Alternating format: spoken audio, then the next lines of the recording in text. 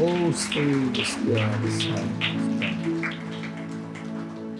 Glória a Deus. Vamos orar em Lucas capítulo 5, versículo 1. Oramos com o favor de Deus. Diz: aconteceu que ao apertá-lo a multidão para ouvir a palavra de Deus, estava ele junto ao lago de Genezaré. E viu 2 barcos junto à praia do lago, e os pescadores, havendo desembarcado, lavavam as redes. Versículo 3, lemos juntos, por favor. Entrando ele num dos barcos, que era o de Simão, pediu-lhe que o afastasse um pouco da terra e, sentando-se, ensinava do barco as multidões. Quando acabou de falar, disse a Simão: faze-te ao largo e lançai as vossas redes. Respondeu-lhe Simão: mestre, trabalhamos a noite toda e nada apanhamos, mas sobre a tua palavra lançarei as redes.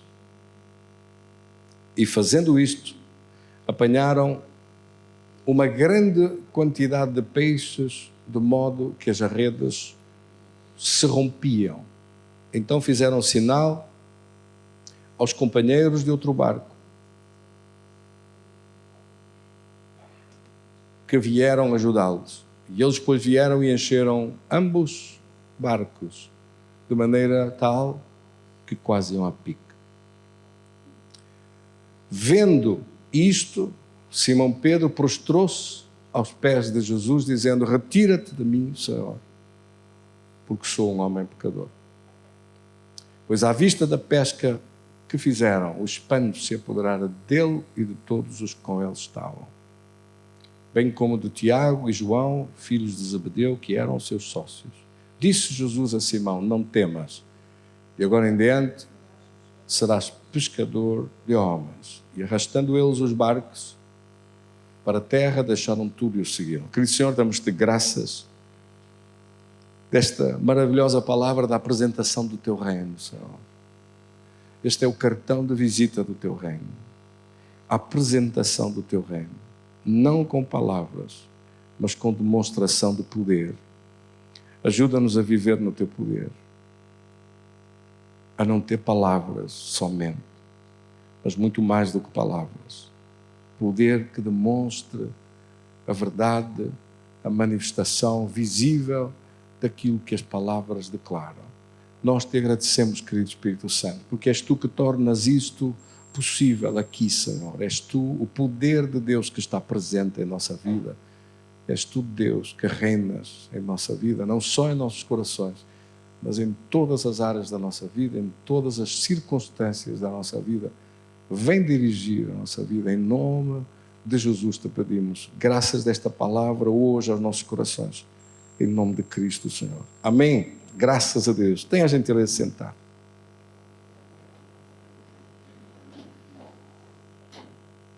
Estamos nós a tratar então acerca do poder de Deus. Estamos a tratar acerca do poder de Deus. Quem é que está aqui hoje pela primeira vez? Alguém está pela primeira vez? Quem é que está hoje pela primeira vez depois de muito tempo que não está? Que não estava? Não dá. Primeira vez depois de... Primeira vez. Quem está aqui é a primeira vez? Ninguém está a primeira vez? Ou está a primeira vez depois de algum tempo que já não tem estado? Então venha falar no final. Glória a Deus. Vamos avançar. Vamos avançar para a palavra de Deus. Amém? Meus queridos irmãos, gostava de chamar a vossa atenção para este facto de Jesus se apresentar. E quando ele se apresenta, quando ele se apresentou, apresentou o reino dos céus. A palavra de Deus, quando fala acerca do reino dos céus, onde ele está, Lucas capítulo 17, versículo 21. Onde está o reino dos céus?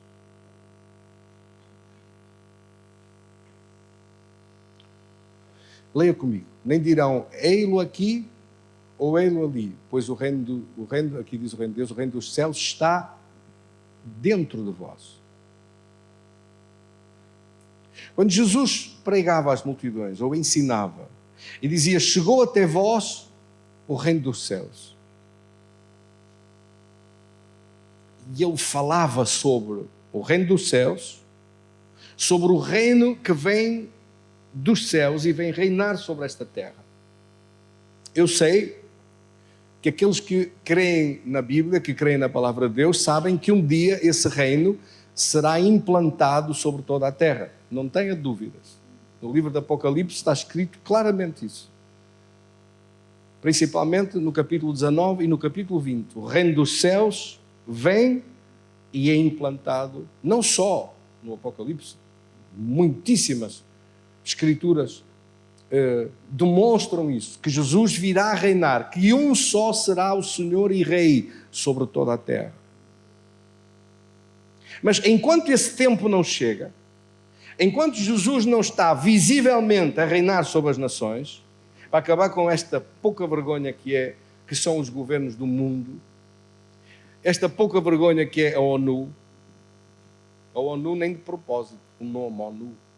ONU, onde vais tu? Glória a Deus, até rimou.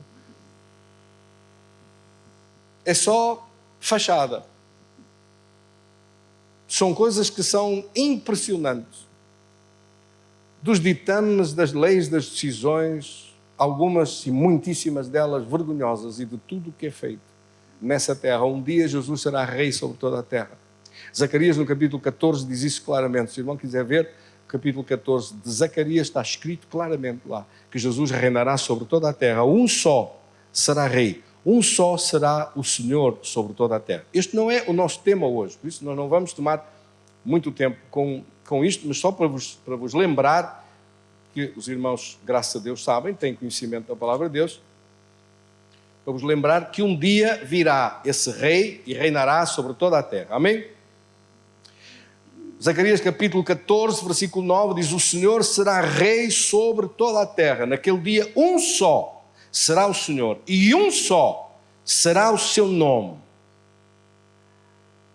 Rei sobre toda a terra será só um, Rei de reis e Senhor dos senhores. E ele distribuirá e entregará cargos àqueles que caminharam com ele, que viveram com ele, que guerrearam com ele, que reinaram com ele sobre esta terra antes. Amém?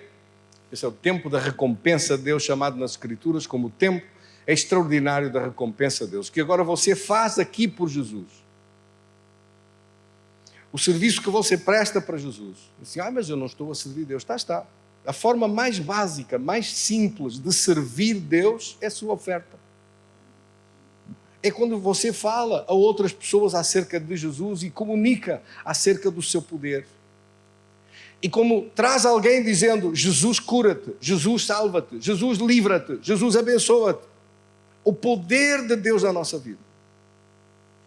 E você conta alguma coisa do que Deus fez consigo. E isto, Deus considera isso como um serviço para Ele. Como você estando a servi-lo, estando a apresentar o Rei. Poucas coisas há na nossa vida que sejam tão extraordinárias como você ter o privilégio de apresentar o Rei de Reis e Senhor dos Senhores a alguém. Que você tenha esse privilégio. Vou apresentá-lo à pessoa mais importante que eu conheço. E aí aparece o Presidente da República. Acha que ele é a pessoa mais importante sobre esta terra e sobre esta nação? Ele pode ser a primeira figura da República, mas muito mais importante e muito maior privilégio tenho eu de apresentar o Rei de Reis e o Senhor dos Senhores à sua vida, à sua família, à sua casa, ao seu trabalho, às coisas que você precisa. Muito mais tenho o privilégio eu de lhe apresentar a Jesus. Isso sim, que é uma apresentação a sério. Isso sim que é uma apresentação que muda a sua vida e a sua eternidade com Deus para sempre. Então, para que veio o poder de Deus? Por que é necessário o poder de Deus? Por que é tão importante entender acerca do poder de Deus? O poder que as religiões desprezaram. O poder que o cristianismo não se importou com este poder, trocando por poder do dinheiro, o poder económico, o poder político, o poder da influência, outros poderes. Porque o poder de Deus é tão necessário? Porque foi com este poder que Jesus se apresentou e foi com este poder do seu reino que Jesus apareceu. Quando Jesus, em vez de apresentar um cartão de visita para Pedro, Jesus apresentou isto que nós lemos. Jesus apresentou-se naquele dia na praia. Com certeza, como você sabe, é verdade, que os discípulos iam à frente e marcavam as datas, os dias, os momentos em que Jesus ia passar em certos lugares. Isso está visto em Lucas no capítulo 10, quando ele enviou os 70 discípulos, enviou-os às cidades e aos lugares onde ele antes haveria de ir. Quer dizer que ele enviava os discípulos à frente dele e eles iam dizer em tal data, em tal dia, tantas horas, mais ou menos aqui estará o Senhor e prepara-se. Por isso, quando ele chegava, as multidões estavam preparadas. Era um dos trabalhos, uma das tarefas que os discípulos faziam, era preparar, avisar, anunciar a vinda do Rei. Amém? E Jesus chegou àquela praia. Uma multidão já lá estava, à espera. Não diz aqui quem foram os discípulos que foram para lá, destacados para preparar tudo, para quando Jesus chegasse, estivessem as pessoas avisadas. Com certeza, deixaram naquele dia, naquela manhã, deixaram os seus trabalhos, os seus afazeres, e estavam ali. Também estavam pescadores que tinham andado naquela noite na faina da pesca e não tinham pescado nada.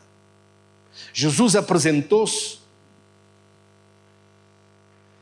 e, ao ver um dos barcos que estava arrumado ali, pediu para ser afastado um pouco na água para poder falar para a multidão que estava na praia. Era o barco de Simão, que mais tarde vem a chamar-se Pedro, a quem Jesus mudou o nome para Pedro. Simão, Tiago e João, que eram irmãos e que eram sócios dele, na empresa de pesca dele. Tinham andado aquela noite toda e Simão estava ali, a preparar as redes, a arrumar tudo, para ir com certeza descansar uma parte do dia, para se preparar para na noite seguinte voltar a lançar as redes. Entretanto, Jesus aparece naquela manhã e pediu o barco emprestado por algum tempo. Não diz aqui quanto tempo foi, diz que foi por algum tempo. Pediu e eles com certeza pegaram no barco, arrumaram para a água e Jesus então ficou a ensinar as pessoas, aproveitando a amplificação do som através da água para chegar a toda a gente. É muito interessante, não diz aqui mais nada especial, diz que quando terminou Jesus de ensinar e de falar às pessoas, devolveu o barco. Só que estamos a tratar com Deus, amém? E Ele não consegue devolver a mesma coisa que recebeu e da mesma maneira simples e apenas aquilo que recebeu. Quando devolveu não um barco vazio, como tinha recebido, mas devolveu 2 barcos cheios. Quer dizer que aquela semente, daquele barco vazio, que Pedro colocou nas mãos de Jesus, transformou-se em 2 barcos cheios, com uma pesca extraordinária, quando era impossível fazer uma pesca dessas àquelas horas e naquelas condições. Durante a noite, andaram e colocaram as redes em vários sítios e não pescaram nada. Agora de dia, que o peixe vê rede, com o sol entrar pela água dentro, escapa e foge para outros lados. Como é possível, agora, durante o dia, fazer alguma pesca destas? Mas foi isso que aconteceu. Mas estamos a falar e a tratar acerca da apresentação que Jesus faz, acerca do seu poder. Jesus não somente tinha pregado, tinha anunciado a palavra de Deus, tinha ensinado alguma coisa, mas ele veio demonstrar o poder de Deus também para além das palavras.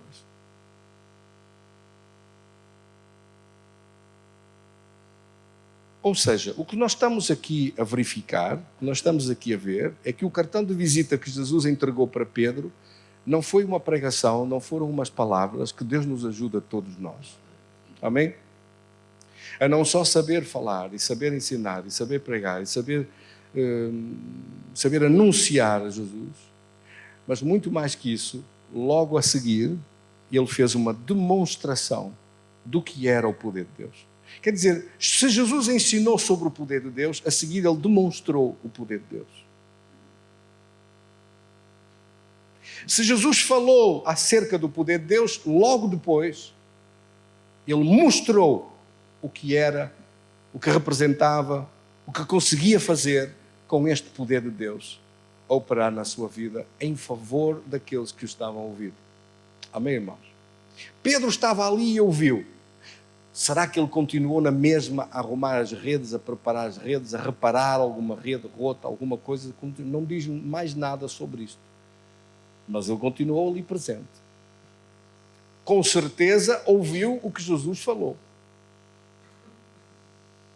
E a reação que houve no fim, quando ele viu aquela pesca tão extraordinária, tendo ele ouvido o que Jesus pregou, o que Jesus falou, que aqui não diz, mas ele ouviu. Por causa dele ter ouvido, é que Pedro disse: Senhor, por causa da tua palavra, pelas tuas palavras, segundo a tua palavra, eu vou então lançar as redes, pela tua palavra que eu ouvi, pela palavra que tu pregaste, pela palavra que tu disseste, a palavra do poder do reino dos céus. Eu quero ver o poder do reino dos céus na minha vida. Quantos querem ver o poder do reino na sua vida? O poder do reino é a manifestação de um poder que é maior do que o poder maligno que aqui está. Um poder maligno tinha atrapalhado a vida de Pedro. Um poder maligno faz com que a pessoa trabalhe e não tenha resultados visíveis. Foi isso que aconteceu com eles. Trabalharam e no fim, com tanto trabalho, há tanta gente que trabalhou tanto, se calhar uma parte da sua vida foi a fazer tantos trabalhos, tantas coisas, tanto trabalhou, tanto fez, tanta preocupação, tanta luta, tanta guerra. E hoje, não quer dizer que não trabalhe, mas com menos trabalho, com mais alegria, com mais paz, com mais felicidade, ganha muito mais. Quem é que me entendeu? Aqueles andaram toda a noite, tanto trabalho, tanta trabalheira, tanta corrida, tanta coisa, e o resultado? Zero. A gente trabalha uma vida inteira para no fim da vida ver tudo desmoronar-se. Há pessoas que fazem tanto esforço com tantas coisas e de repente o diabo vem dar um sopro em tudo e perde-se tudo. Então, qual é a diferença do que nós estamos a tratar? Meus queridos irmãos, preste bem atenção. Só há um poder que para o mal. Um único poder. Não há 2 poderes, 3 poderes, 4 maneiras, 5 possibilidades. Não existe. Há só um único poder que amarra o diabo e o para e o destrói as suas amarras. Há um único poder que o faz. É o poder de Deus. Por isso é que nós precisamos de entender mais, de saber mais, de perceber mais, de aprofundar mais acerca do poder de Deus na nossa vida. E nós temos que seguir as instruções daquele que tudo sabe e tudo conhece para viver neste poder de Deus. Um poder de Deus que não é feito apenas de palavras, é feito de palavras e resultados, de palavras e ações, de palavras e coisas que acontecem e se manifestam. E nós olhamos e verificamos que Jesus manifestava este poder em todo lugar por onde ele passava. O diabo arranjava um problema enorme, arranjava uma tempestade enorme. Jesus chegava e ordenava com o seu poder, com a sua palavra, e a tempestade desaparecia. Quer dizer que se o diabo ordena tempestades na nossa vida, há um poder capaz de parar a tempestade. E nós olhamos para Jesus e vemos-o a usar o poder de Deus de uma forma tão extraordinária. E usa-o através das palavras que ele fala. Por isso, olhamos para Jesus e vemos-o a falar à figueira, e ela secou. A falar contra os demónios, e eles são expulsos. A falar à doença, e ela seca. Quando Jesus envia a sua palavra, esta palavra produz a manifestação do poder do reino dos céus. Quer dizer que Jesus apresenta o reino dos céus, não só com palavras, mas com obras, manifestando obras poderosas. Em João capítulo 14, no versículo 10, Jesus fala sobre isso. João capítulo 14, versículo 10, ele diz: não crês que eu estou no Pai e que o Pai está em mim? As palavras que eu falo, que eu vos digo, não as digo por mim mesmo, mas o Pai que permanece em mim faz as obras. Não crês que eu estou no Pai e que o Pai está em mim? Aqui está a falar da unidade perfeita dele com o Pai. Falamos as mesmas coisas para Deus operar o seu poder. Se nós não falamos as mesmas coisas, se eu não falar a palavra do Pai, se eu não falar a palavra de Deus, Ele não vai confirmar essa palavra. Se eu falar outra coisa, se eu disser outras coisas diferentes daquilo que a palavra de Deus diz, as minhas palavras não serão confirmadas. Amém, irmãos? Mas se eu falar a palavra de Deus, se eu declarar a palavra de Deus, essas palavras vão ser confirmadas com sinais. É isto que Jesus está a dizer aqui. Eu falo a palavra e o Pai faz as obras. Eu declaro o poder para a frente. Esse poder que nos foi entregue, esse poder que nos foi dado. A Escritura diz que Jesus é o segundo Adão. Quer dizer que nós já não sabemos como é que Adão fazia no princípio, antes da queda dele. Mas nós olhamos para Jesus e percebemos que Jesus é o segundo Adão. É isso que a Escritura diz em 1 Coríntios capítulo 15, versículo 45, e diz: pois assim está escrito, o primeiro homem, Adão, foi feito alma vivente. O último Adão, que é Cristo, foi feito espírito vivificante. Quereis saber como é que Adão tinha sido chamado no princípio para operar com Deus? Era viver em unidade com Deus, ser os dois um, caminhar juntos, como está escrito em Amós 3:3, que caminhamos juntos, que vivemos em unidade. Amém? Poderão dois andar juntos se não estiverem de acordo? Não, não é possível. Será que dois podem andar juntos em dissonância, em discordância? Um diz uma coisa, outro diz outra? Não é possível. Caminhar juntos, avançar juntos, um a falar para cada lado. Um diz A, outro diz B. Um diz preto, outro diz branco. Um diz amarelo, outro diz verde. Outro diz qualquer coisa. Não, para estar, tem que falar os dois as mesmas coisas. Então Jesus diz: eu e o Pai somos um. Foi coisa que os fariseus detestaram, odiaram que ele falasse uma coisa dessa. Mas ele disse: eu e o Pai somos um. Sim, Senhor. Eu e o Pai somos um. E disse para os discípulos: e eu oro ao Pai que vós sejais um comigo, em unidade comigo. Em João capítulo 15, versículo 7, se as minhas palavras estiverem em vós, amém? Se vós estiverdes em mim, é unidade. Se as minhas palavras estiverem em vós, então pedireis o que quiserdes e vos será feito. Repare que até para a oração você deve falar a palavra de Deus na oração. Se vós estiverdes em mim, é unidade. Ou seja, se nasceu de novo, se entregou a sua vida para Cristo, se quer viver o seu caminho e viver com Deus a sua vida. Se vós estiverdes em mim, aqui diz permanecer, é a mesma coisa. Se vós estiverdes em mim e as minhas palavras estiverem em vós, quer dizer que a palavra de Deus tem que estar em nós. O que significa a palavra de Deus estar em nós? Significa que eu não posso falar diferente daquilo que Deus fala. Mesmo que não sinta. O domínio das situações à volta vai acontecer. Mas eu primeiro tenho que estar em unidade com Deus e as suas palavras têm que estar em mim, e então eu posso declarar, eu posso pedir o que quiser e vos será feito de acordo com aquilo que foi falado.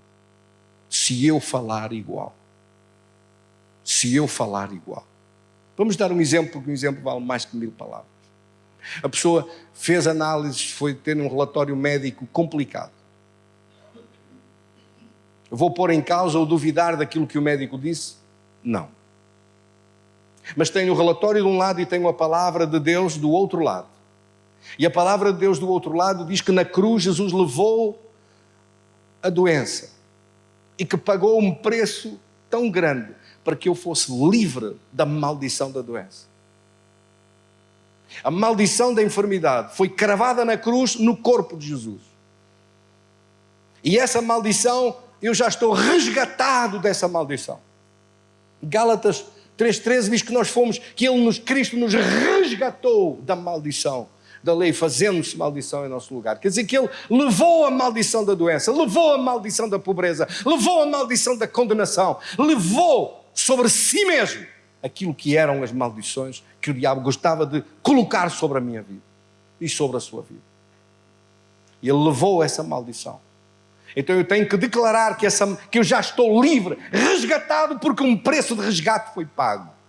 Estou livre da maldição da doença, logo, por consequência, estou livre dessa doença, estou livre desse plano que o diabo tinha para me matar ou terminar com a minha vida mais cedo. E eu tenho que saber isto, porque é por falta de conhecimento que o povo de Deus é destruído. Amém, irmãos? Oséias 4,6 diz: por falta de conhecimento o meu povo é destruído. Agora, voltando para aquela palavra que diz: se permaneceres em mim e se as minhas palavras permanecerem em vós, então o que é que eu posso falar? Vou à frente, peço oração, sou ungido. A partir desse momento recebo a cura, recebo o poder de Deus. Agora, todo o sintoma está condenado a desaparecer. E eu tenho que falar todos os dias que eu estou curado, que eu estou livre, que eu estou abençoado, que eu estou ligado ao poder de Deus, que é gerada vida nova em mim e que não há nada que o diabo possa fazer para me derrubar, porque maior é aquele que está em mim do que aquele que está contra mim nessa doença. Essa doença não terá poder sobre mim. Afinal, quem tem esse corpo é seu. Quem tem domínio sobre o seu corpo é você. O mesmo Deus dos céus que falou que haja domínio sobre toda a terra, sobre as aves dos céus, animais do campo, Jesus veio demonstrar esse domínio como segundo Adão. Quereis saber como era o primeiro Adão, como é que ele fazia os trabalhos com Deus no princípio? Olhamos para Jesus e vemos como é que ele fazia. Só que naquela época, naquela altura, era só tudo criativo e positivo e poderoso, porque não havia diabo a fazer mal nenhum. O mal não existia. Amém? A dor não existia, a doença não existia, as maldições não existiam. Mas Jesus veio demonstrar o poder de Deus, agora contra o mal, agora pagando em favor da nossa vida para que nós fôssemos livres de toda a maldição. Olhamos para Cristo e vemos o poder de Deus em ação. Vemos a manifestação do poder de Deus em ação. E nós temos que perceber, de estar conscientes do poder de Deus. Eu pergunto, até quanto é que você está consciente do poder de Deus na sua vida? Quanto é que tem de consciência do poder de Deus na sua vida? Quantos têm a certeza que têm o poder de Deus na sua vida? Quantos acham que têm só um bocadinho? Quantos é que gostavam de ter poder, mas não têm nada? Deixa-me fazer outra pergunta. Quantos têm o Espírito Santo de Deus? Levanta a mão assim. Tem o Espírito Santo de Deus? Tem ou não? Então, eu há momentos perguntei, quantos têm o poder de Deus? E só um ou dois levantaram a mão, ou três.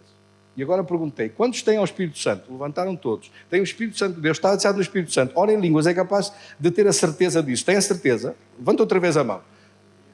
Então como é que não levantou antes quando eu disse acerca do poder de Deus? Porque Atos 1,8 diz, recebereis poder quando vier sobre vós o Espírito Santo. Como é que me diz que não tem poder quando a Bíblia declara que tem poder? Sabe o que acontece aos mentirosos? Repare bem, ora leia comigo, recebereis poder quando vier sobre vós o Espírito Santo. Você tem poder, não diga a ninguém que não tem, porque está a mentir com os dentes todos. Recebereis poder quando vier sobre vós o Espírito Santo. Você tem poder. Diga comigo, eu tenho poder. Eu recebi o Espírito Santo de Deus, eu tenho poder. Agora, pode estar mais cheio do Espírito Santo ou menos. Mas que tem, tem. Que tem o poder de Deus, tem. Não pode dizer eu não tenho poder. Porque se disser eu não tenho poder e recebeu o Espírito Santo de Deus, está a mentir.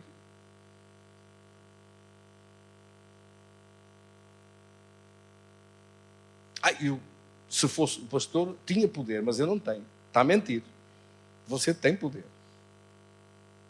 Você tem poder e este poder, tem uma notícia para lhe dar, é que este poder que está em si é muito maior do que o poder do inimigo que está contra si. Então, pastor, por que não acontece mais? Eu lhe digo, por 4 razões, para aqueles que gostam de tomar notas, 4 razões muito simples que você devia tomar notas, para saber por que não acontece mais o poder de Deus na sua vida. Por que razão não acontece mais? Como introdução, eu vou dizer-lhe que a causa principal é a falta de entendimento, a falta de conhecimento, que nós gostamos de não destoar muito do ambiente. Mas há coisas em que você vai ter que destoar do ambiente completamente. Vivemos numa época em que às vezes parece que somos civilizados demais. É bom ser civilizado. É bom não ser um selvagem. É bom ser educado e ser civilizado. Amém? Mas civilizado demais. É que nós somos às vezes parece civilizados demais. Mais do que Jesus. Porque Jesus não teve problema nenhum em falar para uma figueira. Jesus falou para uma figueira. Quantas vezes é que você falou para uma árvore? Ficou em frente à árvore a falar assim? Não, porque se alguém passar e me vir a falar para uma árvore, diz assim, coitado, olha o que lhe aconteceu. Coitado ao estado que ele chegou, está a falar para a árvore. Se eu digo assim, falar para o seu corpo, a dizer, estás saudável, perfeito, da ponta dos cabelos à ponta dos pés. Vou dizer isso? Tenho vergonha de dizer isso. Então não tem vergonha de dar uma ordem para o seu corpo estar curado, estar perfeito, estar em ordem, estar a funcionar tudo perfeito? Não deve ter vergonha de nada disso. Vou falar para o meu corpo. Você até para o corpo de bombeiros pode falar, quanto mais para o seu. O seu corpo é seu. Fale para o seu corpo. Fale para as situações da sua vida que precisam de ouvir. Jesus disse que se disseres a este monte, se falar para o monte, então vou falar para o monte. Falo em frente ao monte e vou falar para o monte. E o que é que vão olhar para mim? Vão pensar o quê? Olha que ele está a falar para o monte. Mas Jesus disse, se disseres a este monte, se disseres a esta figueira. Jesus falou para a figueira, amaldiçoou a figueira e ela secou. Jesus falava para a doença, amaldiçoava a lepra e ela secava. Jesus falou para a tempestade, para os ventos e o mar e eles pararam. Jesus falou para os demónios e expulsou-os. Então, o uso do poder de Deus precisa da sua palavra, da sua voz. Precisa que você fale, precisa que você declare o poder de Deus contra aquilo que é o objetivo à sua frente, para que mude, para que a situação mude e se transforme. Em vez disso, as pessoas falam de uma maneira descritiva. Foi esse o nosso estudo de ontem.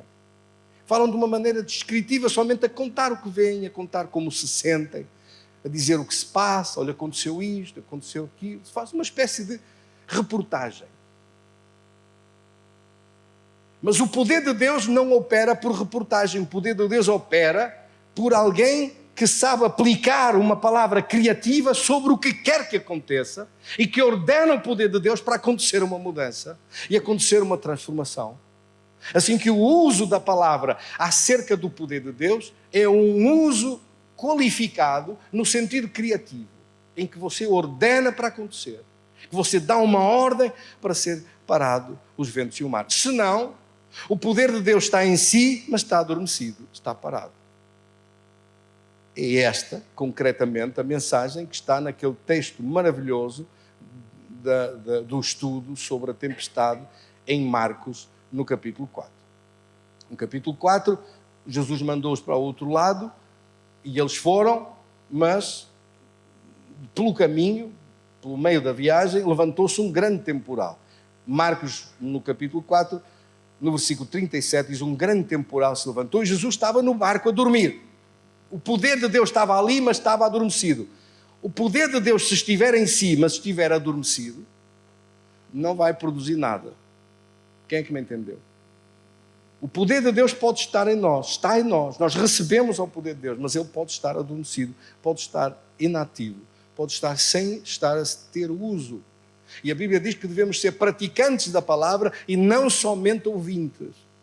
Devemos pôr em prática o uso do poder de Deus e saber fazer isto. É isso que eu faço consigo quando eu oro consigo sobre algumas coisas, um assunto ou outro. Assim, qual é a diferença que o pastor faz? A diferença que eu posso fazer é ligar ao poder de Deus consigo, é entregar nas mãos de Deus consigo, para que aconteçam as mudanças e os resultados. É dizer-lhe o que vai acontecer. O que nós pedimos e oramos vai acontecer. Amém, irmãos? Então, quando eles viram que por mais que fizessem, por mais que se esforçassem, por mais que gritassem, por mais que tirassem baldes de água, a tempestade cada vez era pior, foram acordar a Jesus. Quando Jesus despertou, levantou-se, repreendeu os ventos e o mar e acalmou-se tudo. Jesus usou imediatamente o poder de Deus. Ora, os discípulos estavam ali há horas a batalhar, não usaram nem por um segundo o poder de Deus. Aqui está a diferença extraordinária de quem usa o poder de Deus ou quem não usa o poder de Deus. Quem se limita a contar, a fazer reportagem do problema. Conta o problema, fala do problema, mostra a sua tristeza, desabafa com a sua alma, mas não muda nada porque não usa nada do poder de Deus. O poder de Deus pode estar em si, mas está adormecido. Quem é que me está a entender bem? Então, isto foi a introdução. Agora vou ser muito rápido. Para agir o poder de Deus na nossa vida, a primeira coisa que temos que estar é conscientes do poder. Conscientes do que o poder de Deus está em nós. Amém? Conscientes do que o poder de Deus não falha de agir. Em segundo lugar, é preciso não pensar em termos civilizacionais. Não tenha medo de falar à figueira, se for preciso. Não tenha medo de falar à árvore, ao monte, à tempestade, ao problema, à crise, à dívida, à dificuldade, à doença. Não tenha medo de falar a nada. Fale contra isso. Fale contra o problema. Fale contra o mal, parando em nome de Jesus. Mas eu estou a falar contra coisas. Estou a falar contra situações que têm que ser mudadas e transformadas. Então fale. Dê uma ordem para que o poder de Deus atue. Porque se estiver unido com Deus, se falar a palavra de Deus para a frente, o poder de Deus vai agir e a obra de Deus vai ser feita. E Ele vai ser glorificado nas vitórias que lhe dá. Amém? Em terceiro lugar, não abra a porta ao diabo. Efésios 4:27 diz para não fazer nada na sua vida que abra a porta ao inimigo. Não faça isso. Diz, não deis lugar ao diabo. É isso que a palavra de Deus diz claramente. Ou seja, não faça nada que desobedeça a Deus. Procure não fazer nada que desagrade a Deus. Se alguma coisa não lhe parecer bem com Deus, não faça. Seja irrepreensível na sua consciência com Deus. Não faça nada que em consciência sabe que não está bem. Não faça isso. Amém? Não faça mal. Não pratique mal. Não amaldiçoe ninguém. Nem sequer pretenda ser desagradável com ninguém. Pessoas carnais gostam de dizer, faça e acontece. Não faça nada. Nem nada disso. Não cause danos à sua volta. Procure ser irrepreensível em espírito, alma e corpo. Amém? Não desobedeça a Deus. Não abra a porta ao diabo. E não abra também por uma característica que às vezes parece muito simples, mas que é muito problemática, que é o medo, a preocupação e a angústia. Não abra a porta pelo medo. Lembre-se de Jó. No livro de Jó, no capítulo 5, recorda-se? A Bíblia diz, no capítulo 5, no versículo 25, aquilo que eu temo me sobrevém, e o que eu receio me acontece. Não tenho descanso, nem sossego, nem repouso, e já me vem grande perturbação. Era assim que Jó vivia. Era este o sentimento dele. Era desta forma. Jó capítulo Perdão, capítulo 3, versículo 25. Desculpe que eu devo ter dito o capítulo errado, não é? Não é Jó 5, é Jó, versículo 3, capítulo 3, versículo 25. Leia comigo, 25 e 26. Porque aquilo que temo me sobrevém, e o que receio me acontece. Versículo 26.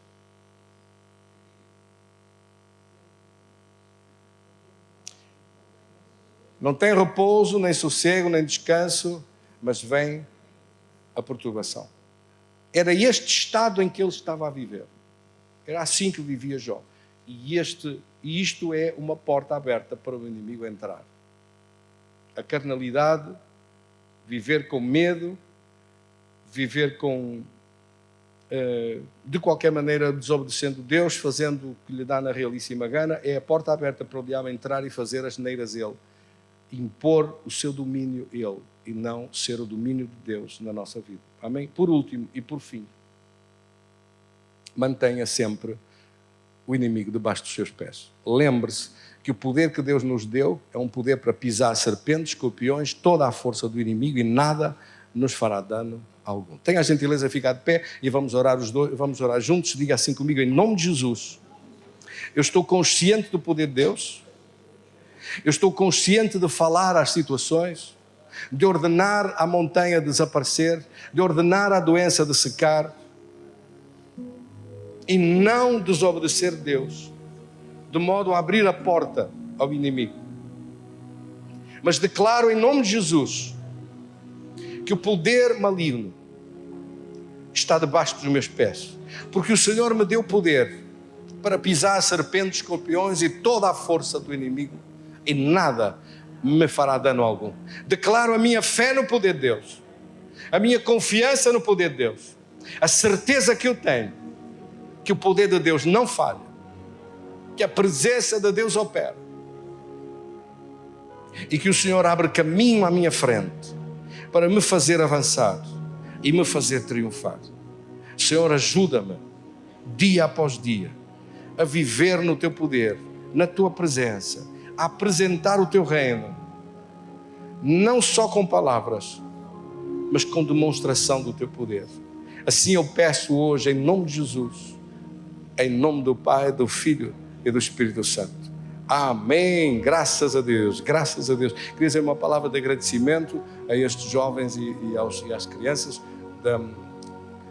do trabalho que tiveram para nos apresentar hoje esta festinha, e agradecer também às professoras, e agradecer se algum irmão ou irmã precisar de oração, de alguma coisa comigo, estou aqui disponível para orar por si. Um abraço a todos, tenham uma semana cheia de vitória com Deus.